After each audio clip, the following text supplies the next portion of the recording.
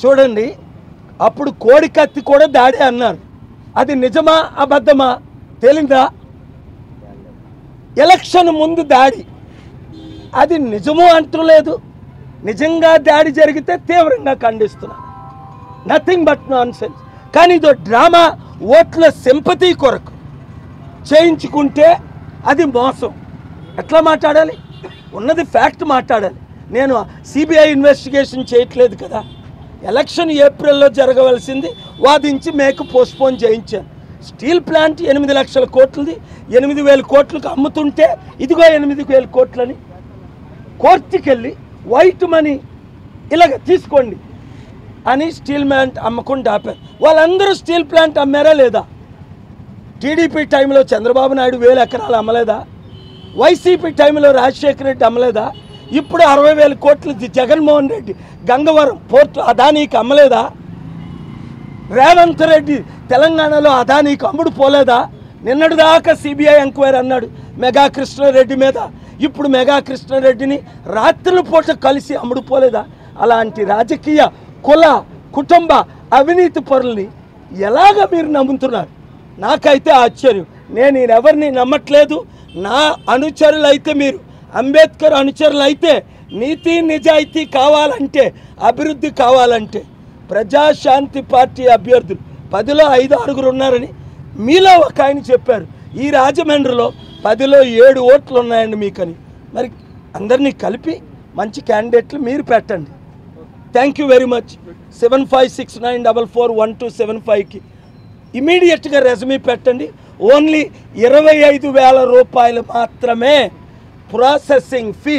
చాలామంది నా పేరు చెప్పుకొని 10 లక్షలు 20 లక్షలు 50 లక్షలు కలెక్ట్ చేస్తున్నారు. వద్దు, అవినీతి వద్దు. ప్రాసెసింగ్ ఫీజు పెట్టండి, మీ ఓటర్ ఐడి పెట్టండి.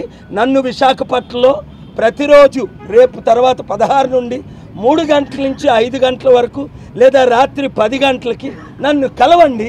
మా కోర్ కమిటీని కలవండి. Thank you very much. నేను చేస్తున్నాను. 35 సీట్లు ఆంధ్రప్రదేశ్లో గెలిచినా నేను ముఖ్యమంత్రి అవుతాను. ఎంపీగా గెలిస్తే సెంట్రల్ మినిస్టర్ అవుతాను. 211 మంది ఎంపీలు నన్ను కోరుకుంటున్నారు ఒక లీడర్గా.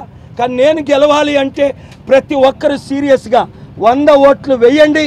విశాఖపట్నం 98 వార్డుల్లో మీడియా దయచేసి మీరు ఈ 30 రోజులు దేశం కొరకు, రాష్ట్రం కొరకు, ప్రజల కొరకు కవరేజ్ ఇవ్వండి. దేవుడు మిమ్మల్ని దీవించుగాక. Thank you very much. నేనండి ఎమ్మెల్యేగా గాజువాక, విశాఖ నార్త్, కొంతమంది పిఠాపురం అంటున్నారు.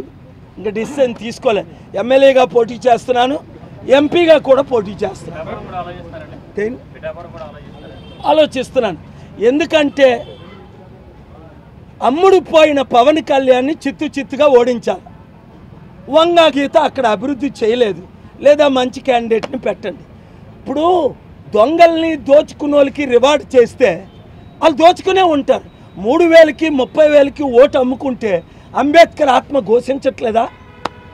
What nonsense it is for us to think of doctor BR Ambedkar but not to follow his footsteps even 1%. We're rewarding criminals, looters, cheaters, killers. What kind of democracy do we live in? That is why this is the most important election in the history of our country. All educated people, చదువుకున్న ప్రతి ఒక్కరు ఇంట్లో కూర్చోకండి. ఈసారి ప్రజాశాంతి పార్టీని గెలిపించండి. Thank you very much.